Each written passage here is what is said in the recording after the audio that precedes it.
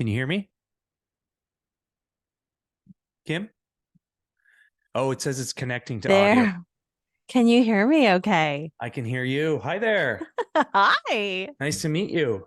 Nice to meet you too. Thank you for agreeing to do my silly little podcast. Oh my gosh, there's nothing silly about it at all. And I was literally just saying before you had reached out to me to one of my friends, I was like, I really am dying to do a podcast right now. And then it's like the universe knew, and there Like you before I were. reached out to you at all, you mean? Or Yeah. oh wow. Yeah, Yeah. so that's serendipitous a little bit, I suppose. It is. It's fantastic. So I'll do a brief little like intro for you. This Perfect. welcome to the Any Good That I May Do podcast. My name is Neil. Today I'm joined by Kim Moser.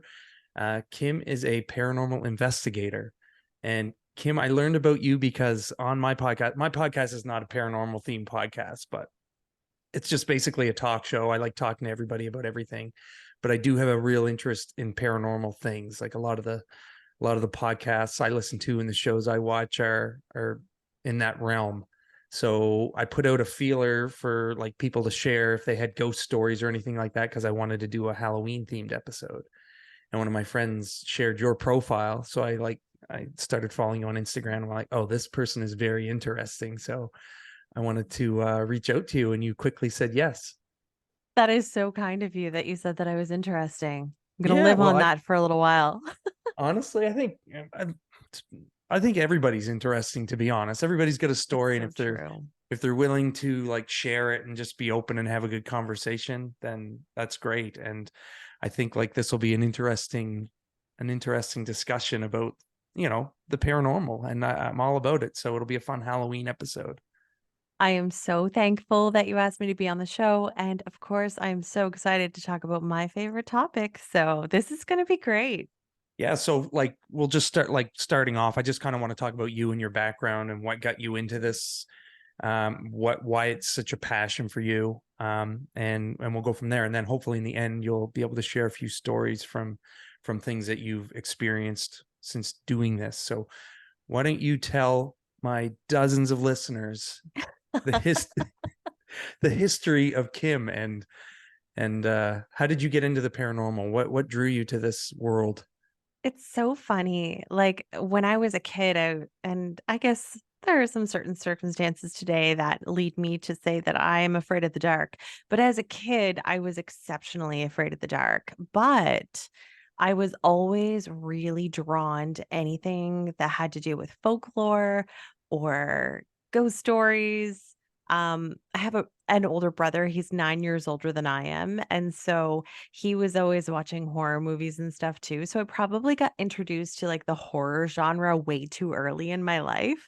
But it's hilarious because anytime my mom would take me to a bookstore, or we'd be like in a new little town for the weekend or whatever, I'd always gravitate to the ghost stories, but more specifically, like the local ghost stories. So the ones about Nova Scotia.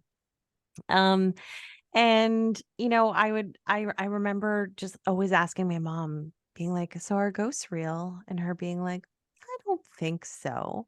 But then also kind of questioning why I was feeling certain ways in certain spaces, or maybe why I was having such vivid dreams at such a young age. Like, I remember some of my nightmares from before I was 2 years old. So I've always been like very much tapped into this whole dream realm thing. And it's funny, I was going through a photo album just a couple of weeks ago, and my mom had saved, cards, birthday cards, a lot of photos, but she also had saved one drawing that I drew when I was 3. And that one drawing was me drawing a ghost of all things. So I just think it's really funny that it's kind of now come full circle. So essentially, when I was in my early 20s, my grandmother, who was my last living sort of grandparent, she had passed away. I didn't know that she was going to pass away quite as suddenly as she did. But there's just this one night, my best friend and her boyfriend and my boyfriend, we were all up late one night. We were playing poker, and, my best friend and I were like, "Okay, we're tired. We're done watching Trailer Park Boys. We're done playing cards. We're gonna go to bed." So I went to bed and I was awoken around 2:30 in the morning by my boyfriend coming into the room. But when he walked in, I was already awake and I was already crying. And he was like, "What's going on?" And I was like, "My Mimi," which is what I called my grandmother. I said, "My Mimi passed away." And he was like, "No, no, you just had a really bad dream. Just go back to bed." And I was like, there was something so different about this dream because I could feel her and I could smell her. And I know that sounds very strange, but like, a lot of people have a their own sort of signature scent. And I smelled that in the dream. And she was wearing her most favorite outfit, and we were in this sort of like white background space, but there are hundreds of people there, and there are all these like little groups of people having conversations, just like as if you were at a party, socializing with friends and things. And she just kind of looked at me and she was like, "I'm going now, dear." And I was like, "Okay, Mimi, bye, love you." Wasn't upset in the dream, but when I awoke, I think I had realized that it may have been true. So eventually I went back to sleep, and around 7:30 in the morning my mom had called me to let me know that her mother, my Mimi, had passed away. And I was like, "Mom, I know." And she's like, "How do you know?"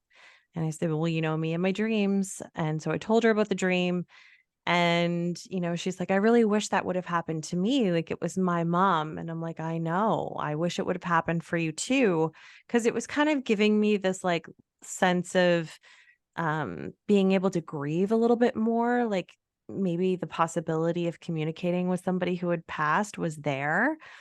And the fact that she, came to say goodbye when I didn't have an opportunity to in the physical world.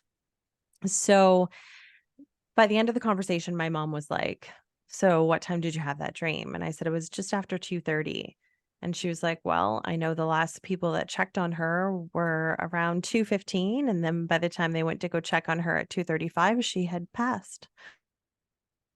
Oh wow, that's So had the you said that. epic sort of like, yeah, it's oddly specific, but that really kind of spiraled me into trying to figure out a little bit more, reading more books. And it really wasn't until about 4 years, 5 years ago, I guess, that I decided that I really wanted to dive back into that. So my best friend and I, we had a podcast. It was called Booze and Bourbon. So it kind of went along with the paranormal theme, but we also would pair bourbon with some ghost stories, and we had a lot of fun with it. And then the next thing you know, there's this post on Facebook that a local paranormal television series on Eastlink was looking for a couple of new investigators. So we got the gig. And from that moment on, my life changed with my career. So I started to get more into television, started doing some production management. Then that kind of changed into directing. And now I've been on 6 seasons of Haunted. And I also kind of dabble with a few of my friends on YouTube. His channel is called Lamar Men's. He's got just under 70,000 followers. And him and his partner Chelsea, they actually live here in Nova Scotia too. So we kind of like met up because they were going to locations that I had gone to with Haunted. And so we started to do some really fun adventures together. So I've been paranormal investigating now for about 4 years, and it's been so much fun. And I've explored places and experienced things that I could never have imagined.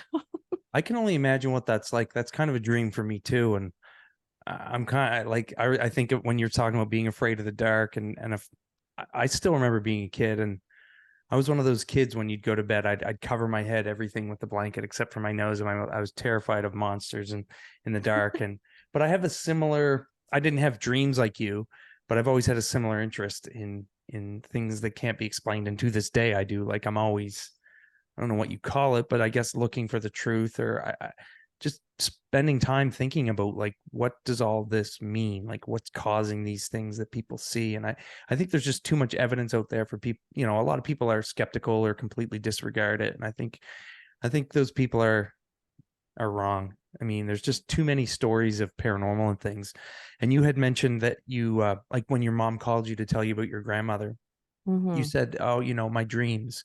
Had you had other premonition type dreams before that? Like things Um, where you saw I something can't as it happened and were aware of it, or yeah, I can't say that I did, but from that moment on, I definitely did. So I've had other dreams about people who have passed away. Lots of times, they're relatives of my friends, relatives that never met. And oftentimes they'll just kind of like give me a message to let me know that they're really proud of their relatives that are still alive, which is incredible.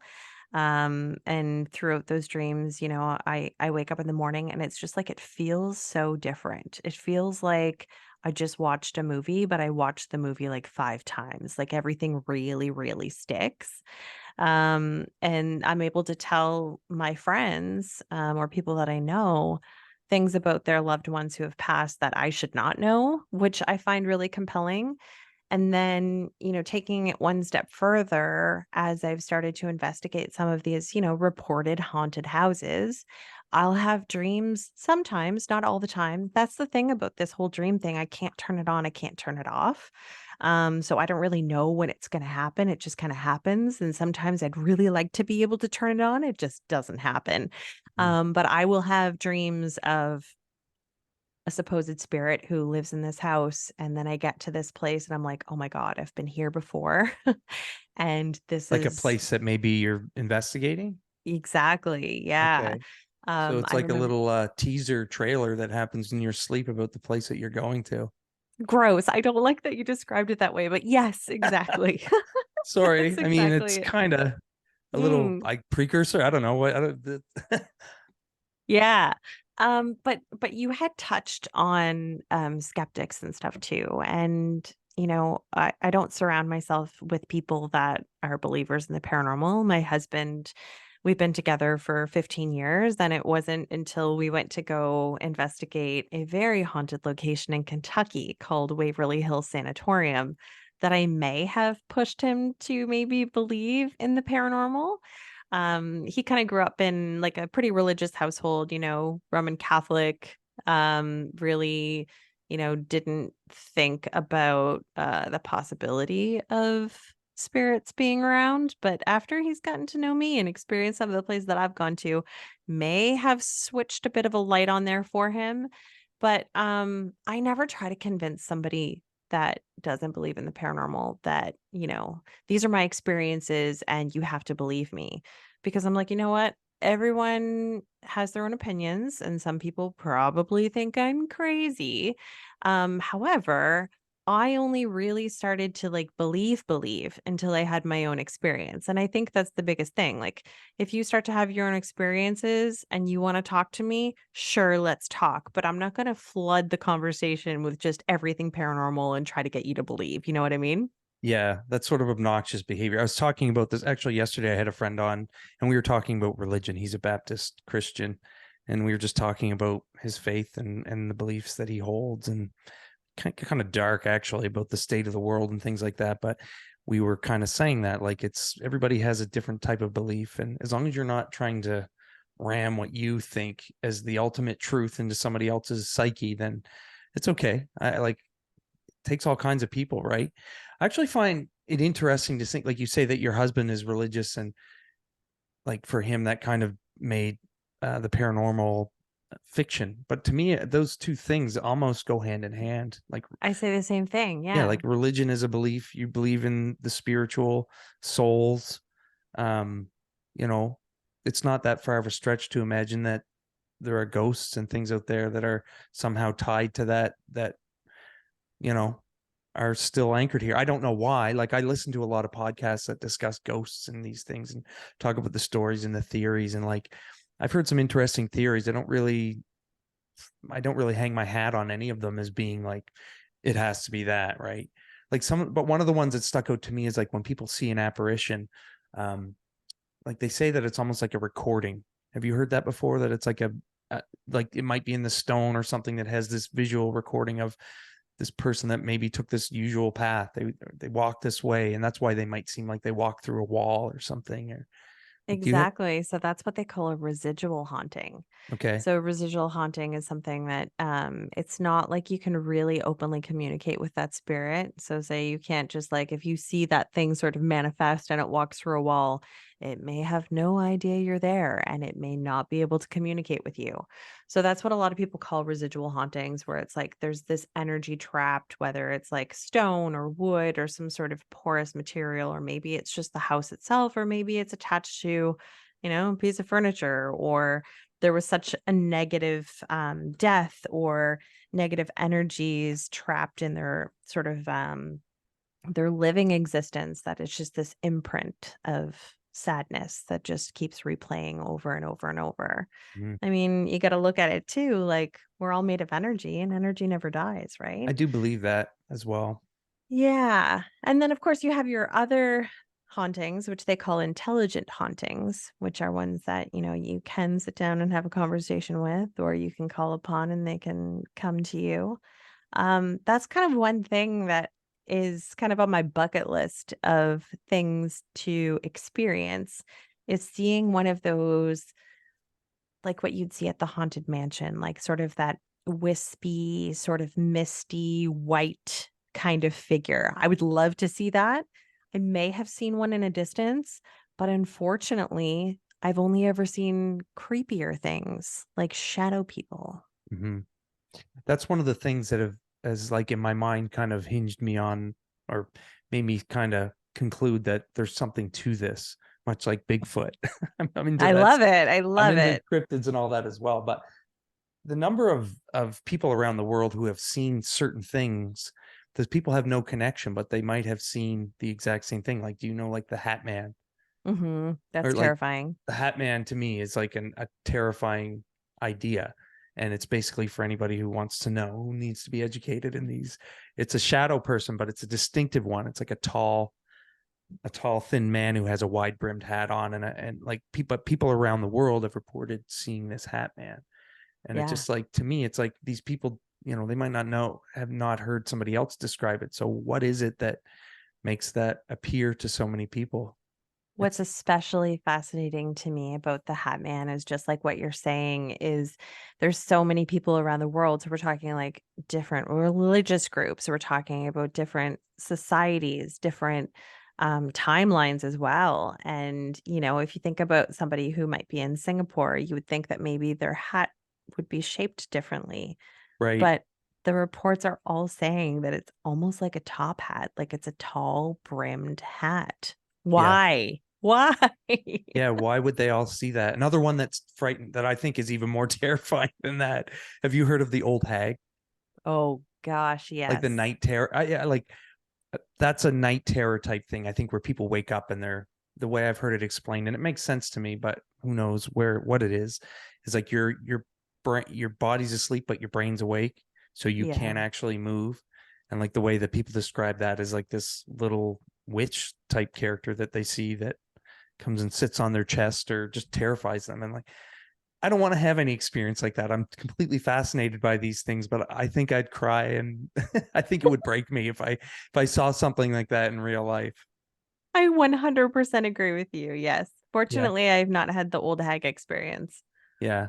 Do you think there's anything to like when something traumatic happens in an area, like I guess this sort of goes back to talking about almost like a memory or recording or residual haunting, but like they say like places like Gettysburg is extremely haunted because of all the death that occurred there. Do you think there's something to that? Like, or if there's a house where maybe there was a violent death, like do you think that that is a like a Yeah. cause for these sorts of things? Like, does that leave some sort of an imprint that other people see down the road, do you think? I think it does. I think there's also this idea of collective energy too. So, if a bunch of people are visiting this one space and they all know that, for instance, like you had mentioned the Gettysburg, or in my circumstance, the Waverly Hills Sanatorium, where they think that it could be anywhere from like 6,000 to 60,000 people dying of tuberculosis within those walls. That the amount of people that continuously go back there and all sort of are projecting this idea that it's really sad and it's really dark kind of just manifests more trauma, and it's like, these things behind the walls kind of start to maybe learn how to interact with people a little bit more. But yeah, traumatic events for sure seem to be the element of a lot of hauntings. Hmm. I think that, if you have a loved one or just anybody in general who, lived a really happy life and they want to come back and visit you, I don't think they're gonna be there for very long. I think they're coming from, like, a higher place and, maybe a state of much less confusion than a traumatic death, and they have the ability to come and go. But I think some of the more traumatic experiences, I think they are confused. I think they need help. I don't know if they even really know they're gone.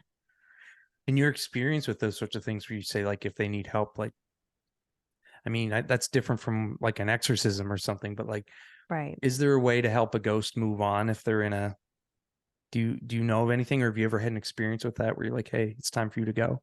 Yeah, I think, I've never done it because I don't believe that I quite have the power to do it. I do know of other friends and mediums and paranormal investigators that feel more confident doing something like that. But, I think generally, if somebody is to sort of envision like a white light and sort of acknowledge whatever spirit could be there and help them to go to the white light by just saying, if you don't want to be here, there's this very safe white light space that I've created in my mind. I can help you get there and then they can move on. Like I said, I've never done it. Um, I whenever I go into like a haunted location, I am very respectful. There are other paranormal investigators that aren't as respectful. They And try to then there are other antagonize what's there to yeah, yeah, and then there's other paranormal investigators that are like, "Oh, I'm just going in to help this person because this person believes that, their house is haunted and this being or spirit or ghost needs to cross over, so I'm going there to do that." But that isn't necessarily what I do. okay. um yeah, when you're talking about like helping a spirit move on. I remember I listened to a few podcasts, like I said, and I can't remember the exact podcast that I heard this story on, but I thought the story was really, really cool and interesting and kind of like almost good, I suppose. I mean, under the circumstances, but this lady was driving by, she was driving down the road and she drove by a car accident and there were all these police cars around. And she drove past that, like, kind of, oh, that's awful. And then she looked and there's a woman sitting in her passenger seat, and like the woman was confused, and she's like, through talking she realized that it was the person who was killed in that car accident. Wow. And like the person realized, and she said, I think you have to go. And then they just kind of turned their head and disappeared. And I was like, what a I get goosebumps sitting here That's thinking of that story. incredible. Like I can't even I can't even imagine experience. But she wasn't even like frightened by the encounter. She said she felt good because she kind of helped rationalize what had happened to that person, and they were sad, but they just kind of left. That's amazing. Yeah, Yeah, I've never had an experience like that, but that's amazing. yeah. Have you ever messed around with like Ouija boards and things like that? So glad you asked. Yeah, I used to when I was a kid. My sister was big into Ouija boards, but I was always once I think I realized that there was something there that I couldn't explain, I stopped using them. I actually became afraid of them. And we didn't Mhm. have like any huge experience, but my older sister and I had a sister that was killed in a car accident before I was born, but my sister was a toddler, and we were on the Ouija board interacting with somebody, and they said that they knew her, and the way they described her, it kind of made us like, is this real? Like it kind of scared me after that. And I some of the stories I've listened to on these podcasts as well, where people have very bad experiences, like opening portals and things like that, and like hauntings that accompany these Ouijas because they didn't close down the session properly. Like, what's that experience been like for you? Wow. Oh, wow. Well, I'm sorry that your family had that loss. And yeah, it's pretty crazy when stuff like that starts to like, the sort of the facts that nobody else should know are coming through. It's Yeah, very strange. it was a Um couple instances where I was like, okay, I'm done with this. And it was, Yeah, 'cause it really hits close to home, and you start to sort of feel like you lose that like you lose your guard a little bit. You're like, it, this is supposed to be a private conversation and you know way too much. yeah, and it doesn't feel like a game anymore. Like, Yeah. So the first time I ever had an experience like that, so I used to dabble with Ouija boards probably from like a young teenager. It was like the creepy fun thing to do at sleepovers. Um but myself and a couple of girls from grade 9, so I would have been in grade 8 at the time, we were away at a camp and we brought out this Ouija board, and this one girl, she didn't participate. She was just sort of sitting with, watching, but her mother had passed away from cancer, and we started to feel like we were kind of like dialing in on something. And then we're like, okay, well, if we're really speaking to so and so's mother who passed away, like what day did she pass away? And this girl, without putting her hands on the Ouija board, like she was just kind of waiting for the action to happen. And it said the date, it said the time, it said everything. And of course, she was crying, and we're like, okay, this isn't fun anymore. Like we really tapped into something that I feel like we shouldn't have. Then, later in my teens, I was playing with the Ouija board with one of my girlfriends over at her parents' cottage. And oddly creepy things happened. I don't really remember the specifics of it, but I do remember her and I being like, okay, well, your cottage is getting torn down because your parents are going to end up building a new house here.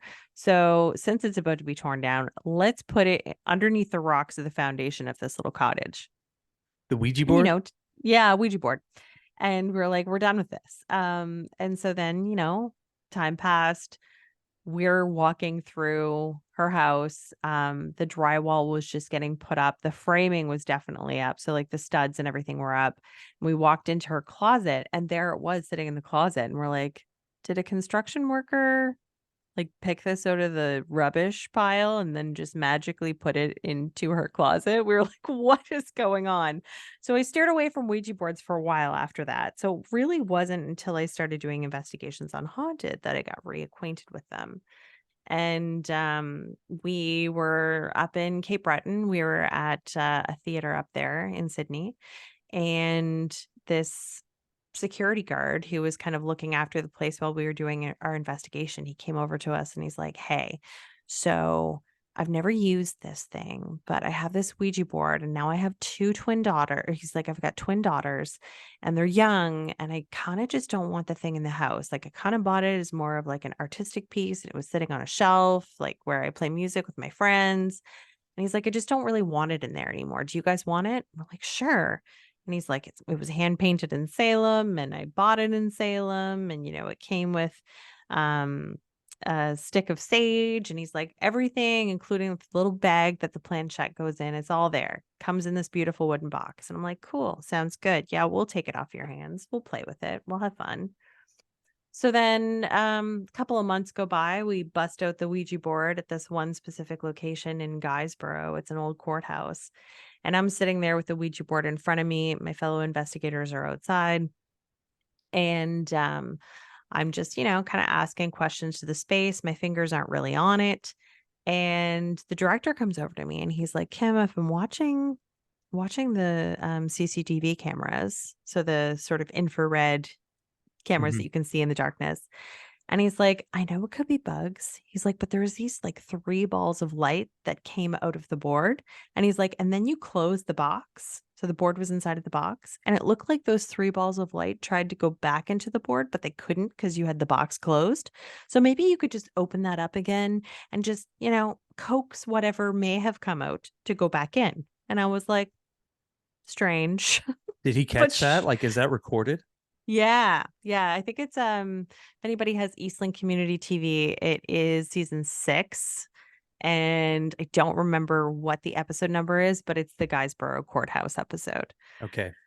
Um I do have footage actually of me trying to tell the thing to go back into the board and what happened after that. And I can send you that video because it's kind of interesting. But I started to do a countdown. And so at this point, like all 8 of us who are on the investigative team, so we're talking camera people, sound person, director, and investigators, we're all located in the main courthouse room. And above that is sort of a banister. And there it's kind of set up like a museum up there. So there's really nothing up there. And as I'm doing the countdown, I was like, okay, you need to get back in the board. And I had this ring, I had this super cheap ring. And I said, if you go back into the board, I'm going to leave this ring in the box for you. That's going to be my present for you. You can have it. And I'm like, okay, get in the board. 3, 2, 1. We're all dead silent. And then all of a sudden we hear a this like dragging that happened almost the entire length of the balcony above us.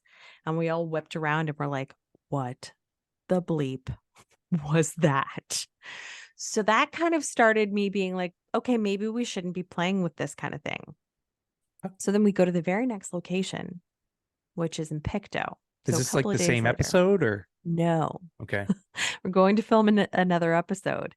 And I'm like, okay, let's put this ovulus on. And for anybody who doesn't know what an ovulus is, it basically just, measures a whole bunch of different environmental changes and somehow decides to spit out words, random words. There's like 2,500 words in this memory bank kind of thing. And I go to flick the ovulus on, and the first word that it says is dead, Kim, jewelry. And I was like, oh, great jewelry. Cool. And then I thought about it for a second and I was like, that ovulus is sitting on top of the Ouija board box. Does it know that my ring is still in there? Wow. So I kind of freaked out a little bit. I looked at the ring I was wearing and I was like, oh, yeah, that's the matching ring to the set of that ring that's in that box. So then we fast forward 6 months later. We're back next door to the Guysborough courthouse. So we're in the judge's old house, which is reportedly haunted as well. My friend slash fellow investigator, her name is Holly. She just kind of looks at me funny during this break. And she looks down at me and she's like, I feel like I have a message for you, Kim, but I can't decode it. But if I give you this message, you'll somehow understand. And I'm like, that's probably the weirdest thing you've ever said to me. But hold on, we're not rolling. The cameras are not rolling. Let me grab this ovulus, this little device that spits out words. Let's go upstairs to the reportedly haunted room and let's get the cameras rolling. So we get upstairs, probably about 5 to 10 minutes later, get upstairs. I've got this ovulus in my hand. It's not turned on. I looked at her and I said, okay, cameras are rolling now. I'm going to say this out loud. I'm going to say, I know what your message is. And she's like, you do? And I'm like, yeah. And also to back it up, when I turn this ovulus on, it's going to say what the message is. So I'm going to tell you right now, before I turn the ovulus on, that the message is ring. She looked at me and she was like, okay. And then her wheels started turning and she's like, oh, because the ring Ouija board incident that happened next door. And I'm like, yeah. So I turn the ovulus on. The first thing it says, ring. So I started to think, okay, there's no way I'm playing with this Ouija board ever again. So we put a zip tie on it. We contacted some people. We wanted to burn it. People are telling us, no, burning a Ouija board is not a good idea. It's not going to do anything. It's not going to help anything. It's going to make things worse. So we're like, okay, let's put a zip tie on it and it's going in a storage locker. And is that where it sits to this day? Um, I don't believe so. I believe another paranormal investigative team is out there with it right now as we speak. Okay. Yeah, It'll be interesting. my sister made a Ouija board when we were teenagers. And Really? like, oh, I don't know if she got like this was pre-YouTube, so I don't think she like went and found she had just used one, so she knew what they looked like. So they made one, and like they were doing some witchcraft type shit with it. Like I remember her putting blood on one of the numbers. Like yeah, like this thing seemed to work.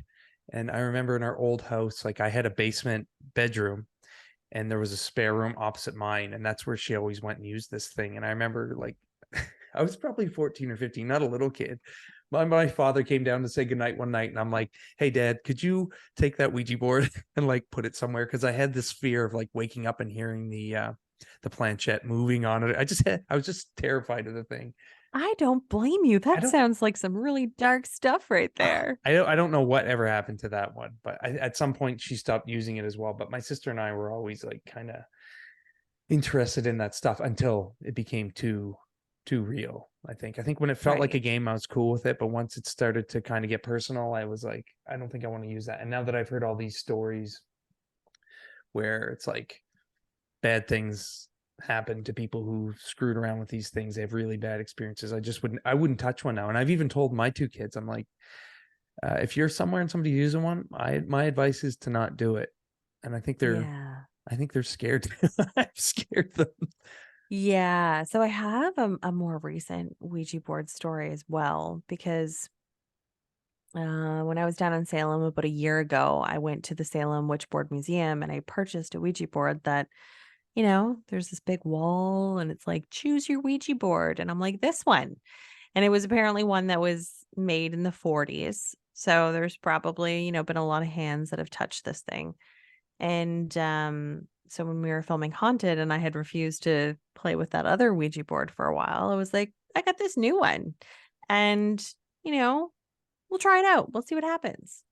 So season 10, which is just airing now, we were playing with it and continuously it didn't matter if my fingers were on the board or if somebody else's fingers were on the board or it was a group of other people that did not involve me. We always shut the Ouija board down probably about after 10 minutes because we started getting Z-O, Z-O, Z-O, Z-O. That Have you heard Zozo, anything about Zozo? I've heard that name, and that thing creeps me out. Yeah, it is. Tell me what you know about Zozo, because I know a little bit, but I honestly, I don't want to know. okay. People have told me that it's like sort of a Ouija board demon. It has this white face, these creepy things. And I'm like, because I've had it come across this board that I own, I don't really want to know anything else about it. So, it was probably the span over 2 or 3 episodes where this was continuously happening. And so I was kind of feeling a little weird about it. So no matter what Then, you were asking the board, it was just kept spelling Zozo. yep, Mm. yep. So we'd be like, goodbye, we're done. Do you think that's Um, that you have to? I mean, if you believe in these, you have to say goodbye. Like you have to close it down. yeah. Otherwise, things can happen. And you're supposed to take the planchette completely off the board as well. Okay. So not just sliding it goodbye, but like after you said goodbye, don't let the planchette and the board touch one another at any point. Oh, like even in the box? Hmm. What are you supposed to do? I You could didn't put know like a this rule. piece of fabric, Okay. Maybe piece a of bag. paper, Okay. something in between the two. I did not know that. So anybody listening who wants to know proper etiquette with a Ouija board, don't let the planchette touch it afterwards. Exactly. That's Good, crazy. good advice. So So my birthday just happened last weekend. And are you familiar with the television series Chapelwaite? no, I've never heard of it. So it's a Stephen King based series. So it's based off of his story Jerusalem's Lot. And it was filmed here in Nova Scotia. So it was filmed with Adrian Brody and also Emily Hampshire. She was on Schitt's Creek. So it's actually pretty good. It's on Crave right now if anybody wants to take a look at it. But the house that it was filmed at predominantly is a place in Avondale, Nova Scotia, and it's called the Mounts Mansion. So my girlfriends and I, we had this place rented out, and guess what I brought? Brought the Ouija board. So none of these girlfriends were on Haunted, have seen Haunted, like this new season that's coming out where we're using this board. And we're about to start doing an investigation. And I said to them, so there's this one recurring message that keeps happening on this board. And my friend who is definitely, I would classify her as a medium, some of the stuff she comes up with just blows me away. I've never seen anything like it before. And she picks up the board. She's like, there's a lot of energy attached to this. And I was like, oh, great. Why do you think that? She's like, I don't know. I just feel like a lot of people have played with this. And I was like, well, you're not wrong. But there is this one recurring message that keeps happening on it. And if it happens tonight, I don't know what to do with the board. I'm going to get rid of it. It's going to stay here at the house or something. I just don't know. So we start asking questions. There's, I think, maybe 4 or 5 of us, and we're getting somewhere with, maybe the house and the ghosts that are in the house, because this house is haunted. It has a pretty traumatic and sad story attached to it.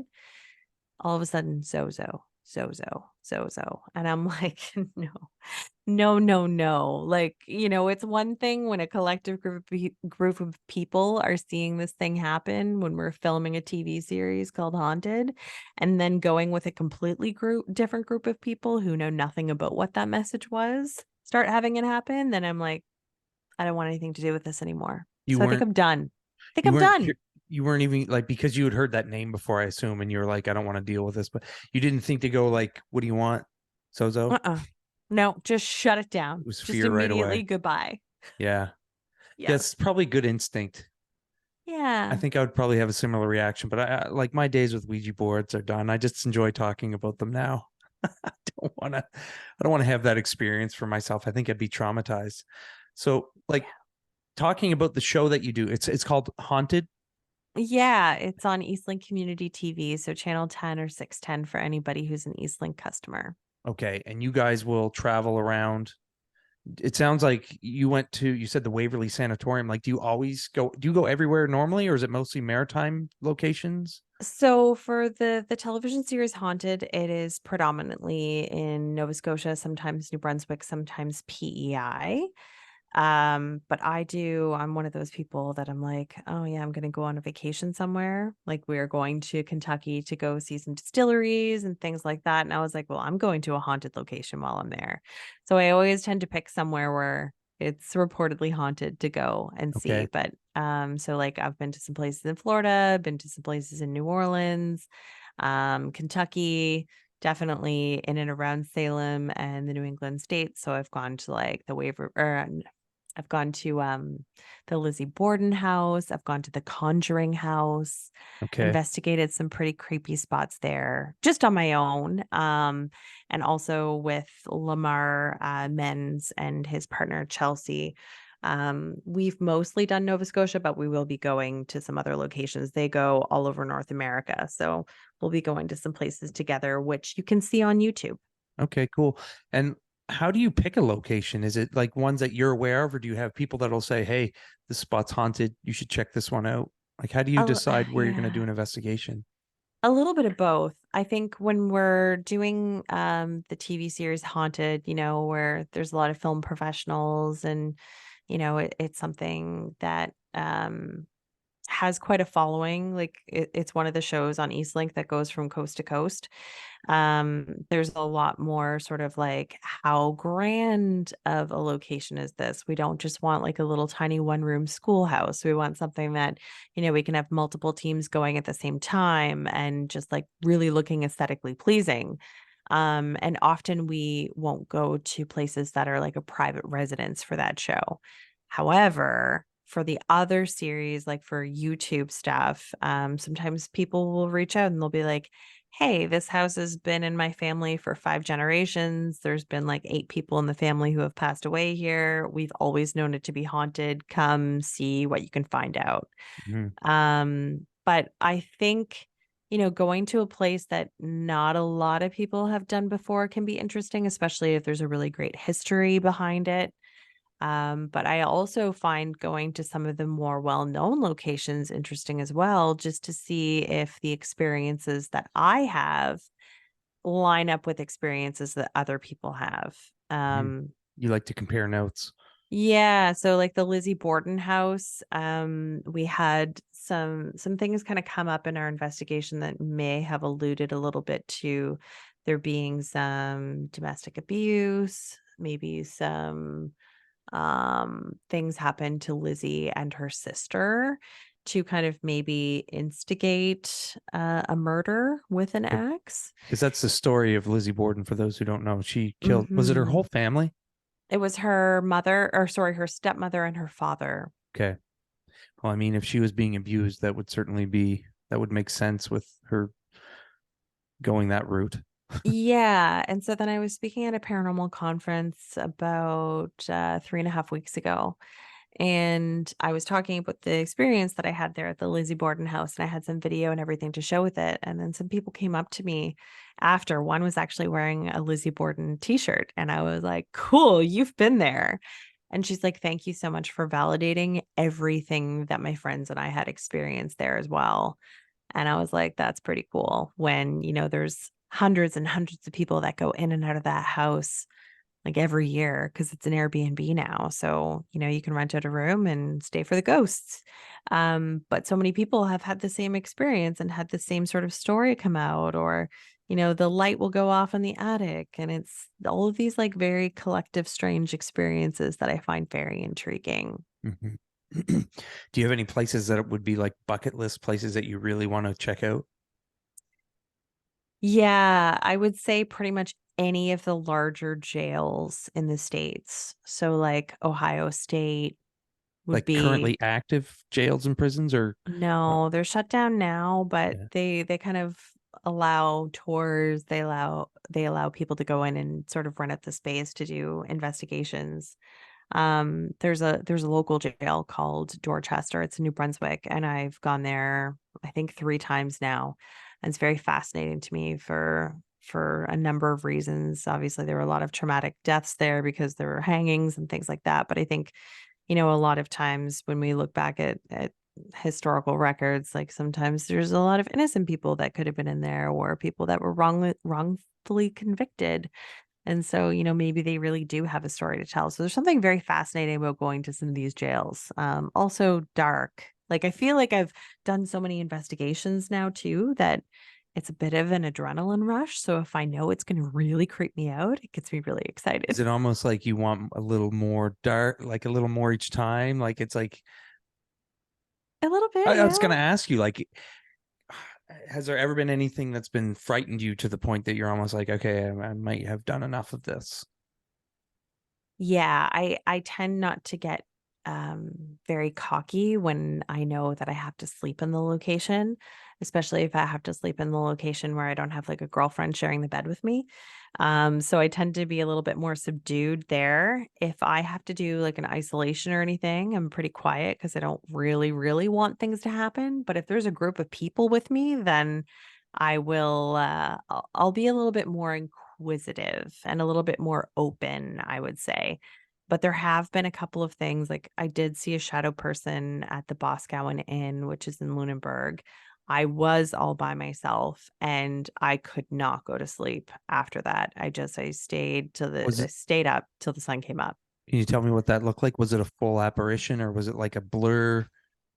It Did- was, I really upon first glance, like, it was only about 6 feet away from me, and it was an illuminated hallway where there was, it was a stairwell, actually, and, yeah, it was 6 feet away from me. Upon first glance, I thought, "It's like a 13 to 15-year-old boy just standing there looking at me," but then I'm thinking, "Why? Because 'Cause we've rented this entire hotel out, so why Oh, would at there be first you thought it somebody?" was a person.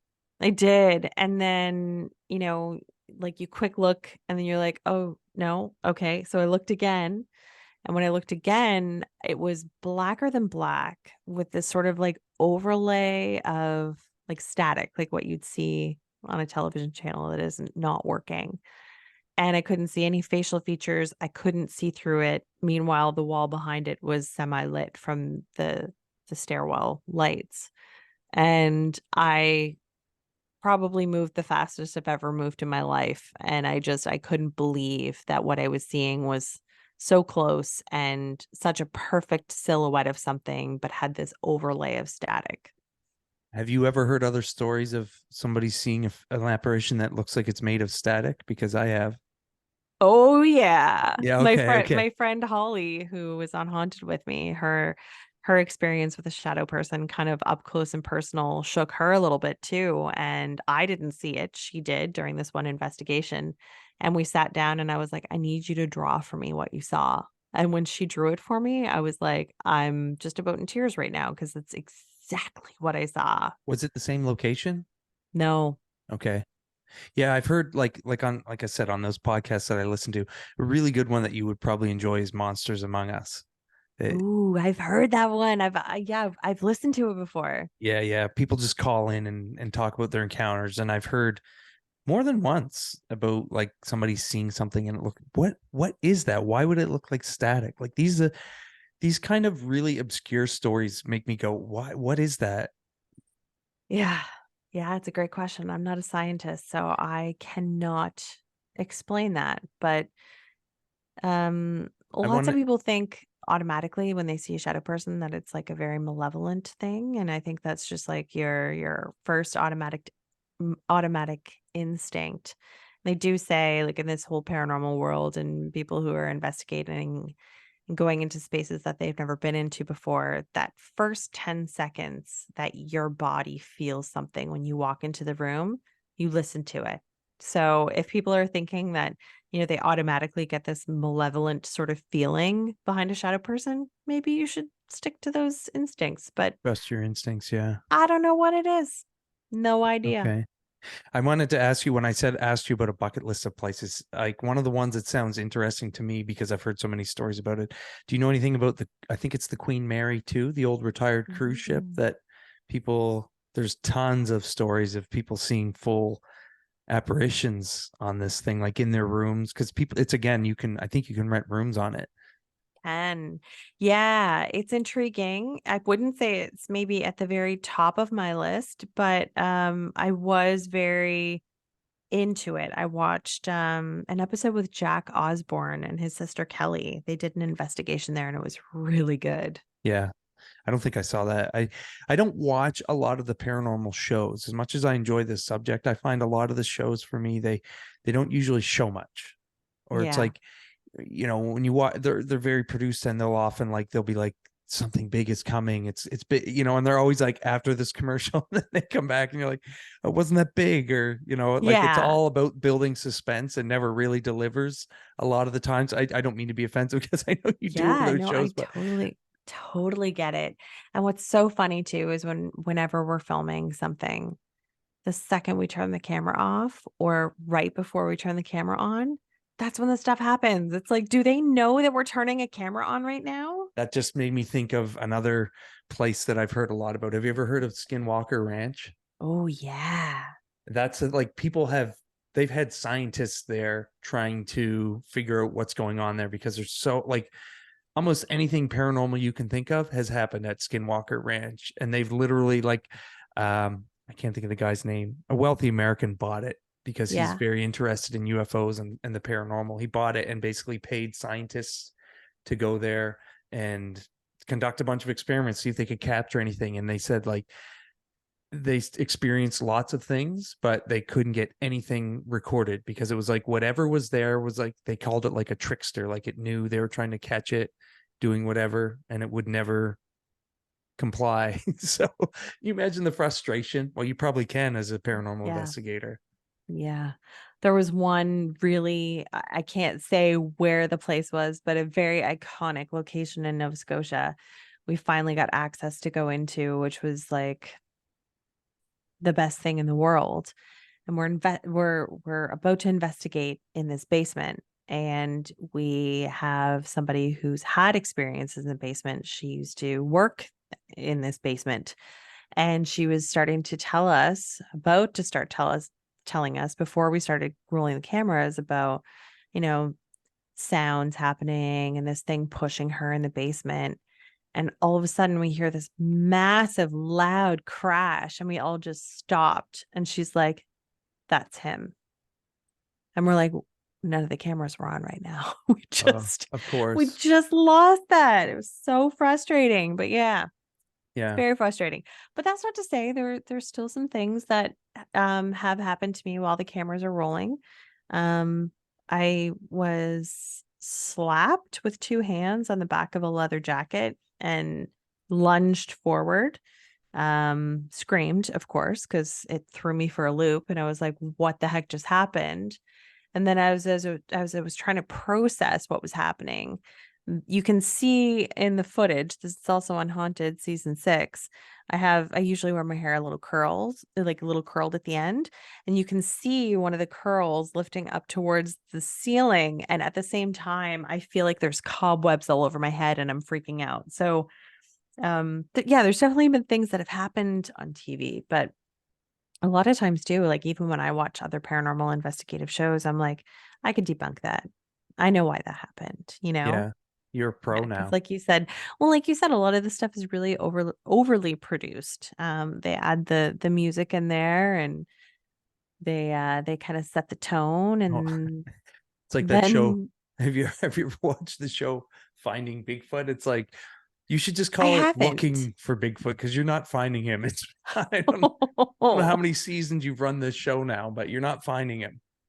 Oh, that's too bad. That's disappointing. But I feel like other people have had so many experiences. Like people talk about seeing him all the time. So Well, I don't again, know why if can't we get it on camera? I don't know if you listened to my podcast that I told you about when we were talking about doing one, but my friend Jody, Yes. So I actually talked to Jody before, which is hilarious because as soon as I heard her voice, I was like, wait a second. you know Jody. See that's so funny because during the podcast I was like, Jody, you're like a celebrity because it's happened numerous times in my life where I'm like, yeah, I'm from Digby, and they're like, do you know Jody Amon? So you know her. Yeah. And I That's so didn't know her funny. by that last name either. No, yeah, I guess yeah, because she married. She's always Jody Amon to me, but Jody Bengert. Huh. Yeah. So you talked to her about what? Was it? The same story that you had. Oh, And some other really? things that have happened, like smaller experiences that have happened Okay. just like within her house and other things. But yeah, we talked at great length about it and it was a very compelling story. So as soon as I started to hear it, I was like, "Oh my God, I've heard this before. This is amazing." Oh, wow, that's Such so a cool. small Yeah, world. she has a lot of stories, and I think there are certain people that are more tuned into these things than others. And I've heard, I'm curious what your thoughts are, that kids are generally more open to the paranormal. Like there's tons of stories of kids seeing things and asking their parents, "Who's that? What's like?" One of the some of the creepiest ones I've heard is like story. I've heard it more than once, like driving past a cemetery, and the kid's like, "Who are all those people?" And the parents like, Yeah. "There's nobody there." So like, what do you think that? Do you think there's something to that? That kids are more open and receptive? Like, Yeah, I think there's this huge element of, innocence too, and, them trying to form my little black cat decided to join us right now. okay, I like cats. It's like they are trying to form what's reality and what's not. And there's kind of like no sort of fine line for them as to what is real and what isn't. So they're just seeing this thing that we've told ourselves as we've gotten a little bit older and through adolescence that like that's not real, that's not real, that's not real. But these, innocent children are like, I see that and I'm willing to accept that because I'm not really sure that it isn't real, you know? Hmm. And there's been some studies and everything done too about it. And I think a lot of them talk about like the frontal lobe and how, as that develops, then we start to lose sense of that place that we all sort of came from. We Hmm. start to lose the connection there. But That's yeah, a sad thought, isn't it? Getting older, kind it's of, yeah. like why would we be programmed to forget these things, that connection to what we are? Is it intentional or is it just, I don't know. That's a weird thing to think about. I would hate to see what this world would be like with a whole bunch of toddlers just running around though. Like we think drunk people are bad. Yeah, who knows what it would be like? Who knows? Um, Before I go, what's the scariest place that you've done an investigation? Would it be the Waverly Sanatorium? Because actually, you had mentioned that your husband kind of became a believer. Was he there with you for that one? Yeah, yeah, he Okay. was. It was the first time he saw a shadow person and he couldn't explain it. Oh, yeah. That's Yeah. gonna have an impact. Yeah, for Is that what it sure. was? You were there and he saw a shadow person? Yeah, we were looking down this long dark hallway that had zero light in it, just the moon kind of shining in through the windows and you're looking down this long corridor and you can't really see the end of the hallway.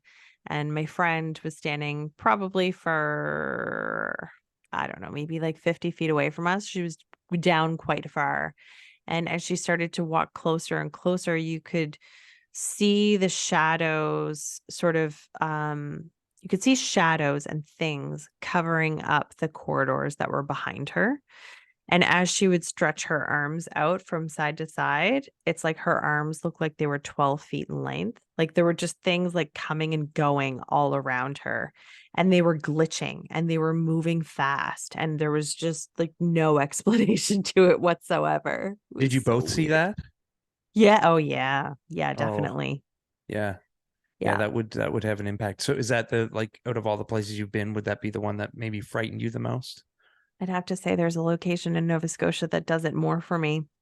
Really? It's Is the that the place you can't name or No, this place is it's now called the Annapolis Basin Conference Center, but it used to be CFB Cornwallis, so it used to be a military base. And they also had sort of a hospital of sorts there. So if you were hurt or if you were dealing with what they didn't really acknowledge back in the day as like, some mental health issues, you were sent to this one sort of hospital.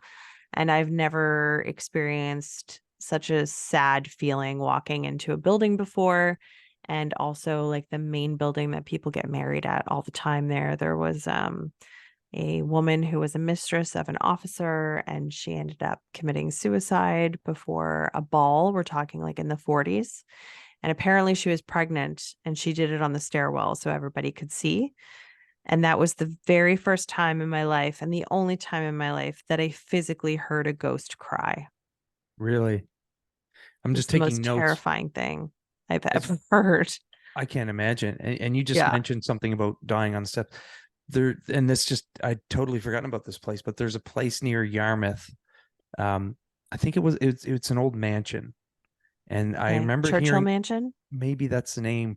There was Mm-hmm. the story was always that there was a blood stain on the stairs that they could never clean up. Oh. Do you know that one? Oh, I don't know this one. I'll have to try to find the name of it and maybe I'll send it to you. I can't think of it off the top of my head, but when you just mentioned the stairs, it triggered that memory for me. There was another place that would have been so good, but they tore it down years ago. Did you ever hear about the Poor Farm in Digby?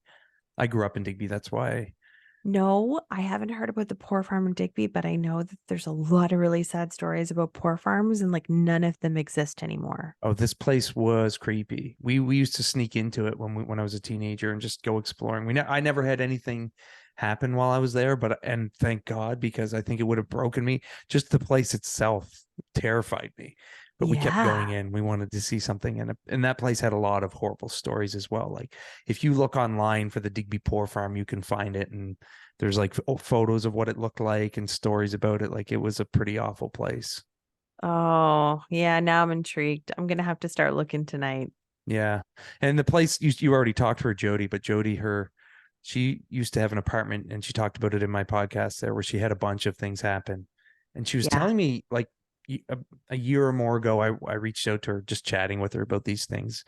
And we were talking about that Monsters Among Us podcast and she was saying how much her kid likes it, but her son sees things as well. She said like he's repeatedly seen what she calls the gray man. And I have no idea what that is or but I've got to follow up with Oh, her on that. Jody, if you listen to this, you got to tell me more about the gray man. yeah. I want to know about the gray man too. Yeah. Uh, So Oh, yeah. It's so terrifying. So yeah, but why terrifying, is it but so so addictive? Like, intriguing. yeah, it's like why it's like the curiosity is gonna it's just you can't walk away from this. So this is like a full-time job for you.